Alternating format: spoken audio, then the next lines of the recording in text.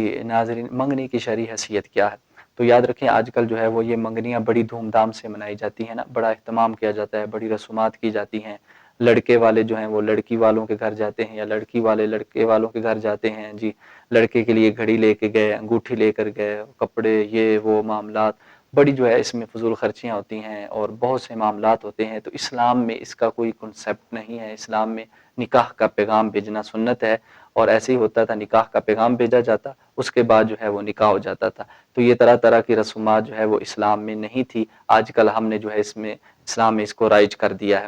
اور جو ہے وہ آج کل منگنی کا خرچہ جو ہے وہ نکاح کے خرچے جتنا ہو جاتا ہے۔ تو اس سے بہتر یہ ہے، یہ فضول خرچی میں بھی آ جاتی ہیں چیزیں، اس سے بچا جائے، اور جو ہے وہ ڈائریکٹ جو ہے وہ اگر لڑکی لڑکے والوں دونوں آپس میں گھر میں ایک دوسرے کو پسند کر لیں تو گھر والے، تو جو ہے وہ نکاح کی ڈیٹ فکس کر کے نکاح کر لیں، ان رسومات میں نہ پڑے تاکہ فضول خرچی نہ ہو۔ ہاں تو اس کو شرعی اعتبار سے جو ہے ہم زیادہ سے زیادہ اگر اس میں خلاف شرع کوئی بات نہ ہو، گناہ والا کوئی معاملات اس میں نہ ہو، فضول خرچی نہ ہو زیادہ، تو اس میں ہم زیادہ سے زیادہ اس کو مباح کا جو ہے وہ درجہ دے سکتے ہیں، یعنی اس کے کرنے پر نہ ثواب ہے نہ گناہ ہے۔